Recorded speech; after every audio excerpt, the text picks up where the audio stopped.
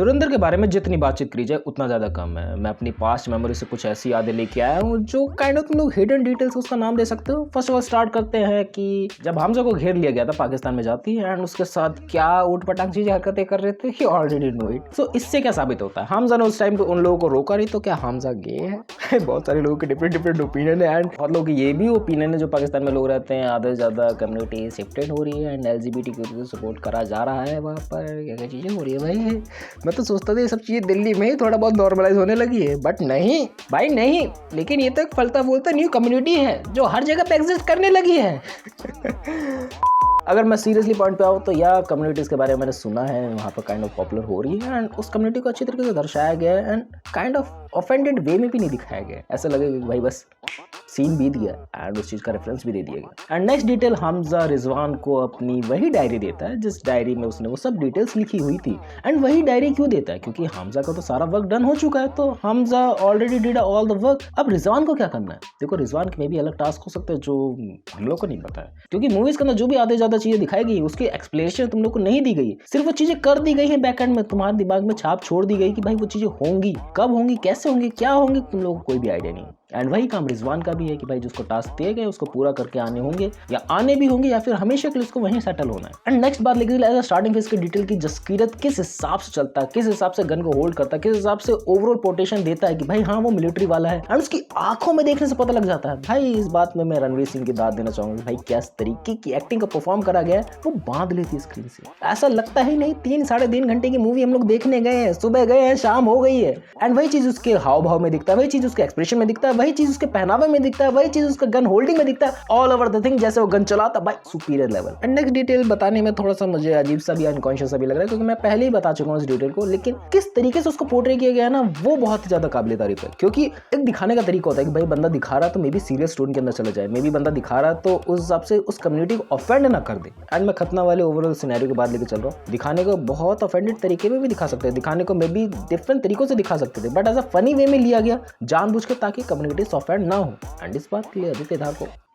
And next तुम लोगों को याद है जब खनानी ब्रदर्स के पास हमजा जाता है एंड हमजा जाके उसकी 500 की नोट अपनी जेब में रख लेता है एंड उसके बाद जाके खनानी को टपकाता है, उसके बाद जाके खनानी की वो जो ओवरऑल मनी थी सब में आग लगा देता है। लेकिन इसमें से वो 500 का नोट अपने पास क्यों रखता है, मुझे ये नहीं समझ में आया। एंड शुरू में तुम लोगों को भी नहीं समझ में आएगा, तुम लोगों के पास भी वो रील्स आई होंगी, मैं थोड़ा बहुत रीजन जानता हूँ। उसने जानबूझ के अपने पास वो सैंपल रखा है कि भाई मे बी बाद में जाके जब वो देखे उस नोट को, बाद में जाके जब एग्जामिन करे या फिर उन चीजों को दोबारा से इंडिया भेज सके, कुछ ना कुछ करके lot of things will be happen, क्योंकि तुम्हारी नोट कॉपी हो रहे हैं ब्रदर, एंड नोट कॉपी हो रहे हैं तो तुम्हारे पास उसका सैंपल होना चाहिए, किस तरीके से कॉपी हो रहा है, क्या चीजें उसमें देखने लायक है, असली और नकली नोट में क्या फर्क है, मतलब लॉट ऑफ इन्फॉर्मेशन को कैरी करके चलता है सीन। नेक्स्ट बात लेके चले डार्लिंग दिल क्यों तोड़ा आलम भाई की। आलम भाई को ओवरऑल सिनेरियो बहुत अच्छे तरीके से बिल्डअप करे एज ए स्टार्टिंग फेज में एंड एंडिंग फेज में बात लेके चले, और वो उस सीन को भी जस्टिफाई करता है कि भाई आलम भाई को हमजा के हाथों ही मौत मिली and darling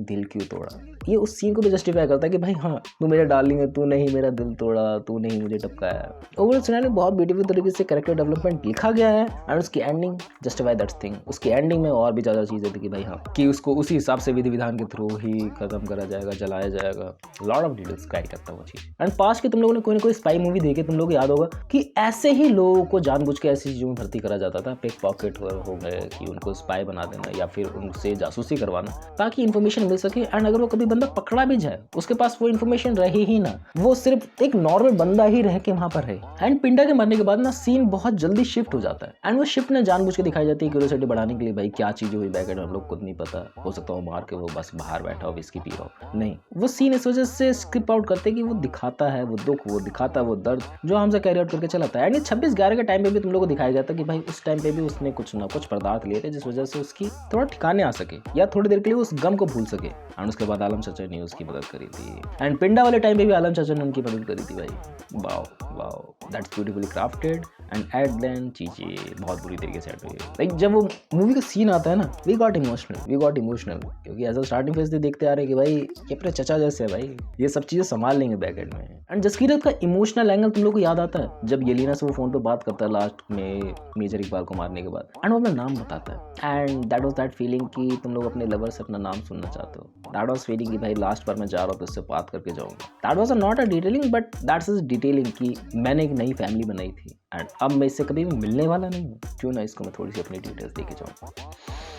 emotional damage brother. And जैसे ही हमजा इंडिया आता है, जसकीरत बनता है, वो सिगरेट के पैकेट को सबसे पहले क्रश करता है एंड अपनी फोटोज जलाता है, उस टाइम की यादों को जलाता है। एंड सिगरेट क्रश करने का क्या रीजन था? लाइक यहाँ पर आके उसको नहीं फूकना था? नहीं, फर्स्ट ऑल रीजन तो यही है कि आगे जाके वो पग पहनने वाला था एंड वो नहीं वो सब चीजें कर सकता है भाई। पग पहनने के बाद तुम लोग सिगरेट वगैरह नहीं फूक सकते। एंड जो दूसरी एक्सप्लेनेशन है कि भाई वो सब हमजा नहीं कराते वो सब चीजें, and Hamza is a cool guy जो सिगरेट वगैरह फूकता है, जो केजे वगैरह जैसी चीजें करता है, बट जसकीरत वैसा नहीं है। वो अपने उस कैरेक्टर को छोड़ चुका है एंड अब वो जसकीरत बन चुका है। नेक्स्ट डिटेलिंग दाऊद का हाउस, जिसको नाम दिया गया है व्हाइट हाउस करके, एंड बहुत सारी जगह पे बहुत सारे इंटरव्यूज वगैरह में हम लोग को देखने को मिला है कि भाई दाऊद ने जो घर खरीदे हुए थे डिफरेंट जगह पे, उसका नाम व्हाइट हाउस ही था एंड बहुत सारे न्यूज आर्टिकल्स में भी देखने को मिल चुका है and that was a peak detailing of it. And Ajay Saniyal जब हमजा से मिलने दुबई जाते हैं तो अपने सिगरेट के ट्रेसेस भी वहाँ पर नहीं छोड़ते। दैट इज ऑल्सो डिटेलिंग कि भाई हाँ, एक स्पाई को अपनी सारी डिटेल्स हाइड करके रखनी पड़ती है एट द एंड आके कोई उनकी रिकॉर्डिंग ना कर ले, एट द एंड आके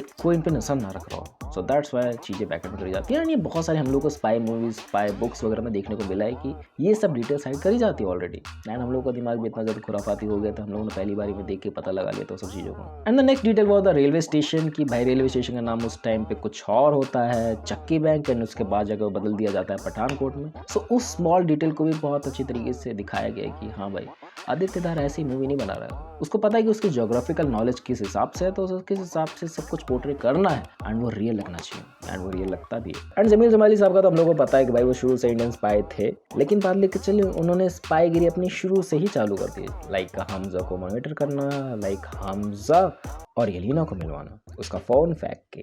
भाई डिटेलिंग तो बंदे ने बहुत अच्छी तरीके से करी है एंड लास्ट के सीन में समझ में आता है कि भाई वो चीज़ें जानबूझ के करी गई थी ताकि वो दोनों करीब आ सके, ताकि फ़ायदा उठाया जा सके। फ़ायदा नहीं उठाया जा सके, उठा रहे हैं तो किस तरीके से उठाया जा सके। Lot of things back and में चल रही थी एंड एट देन कंक्लूजन भाई समझ नहीं आती कि भाई हम लोगों ने बहुत सी चीज़ें छोड़ दी हैं। अभी भी ऐसी डिटेल्स है ना जो हम लोग के पैरों तले जमीन खिसक जाती है। भाई ये चीज़ें हम लोगों ने नोटिस करी ही नहीं, एंड करी है तो आदित्य धार ने खुद ही ट्वीट करके बता रही कि भाई ये डिटेल्स थी, उस हिसाब से डिटेल्स थी। That's for the video. अच्छा लगी तुम लोग को डिटेल्स या नहीं लगी कमेंट करके बताना। मिलते हैं नेक्स्ट वीडियो में, बाय।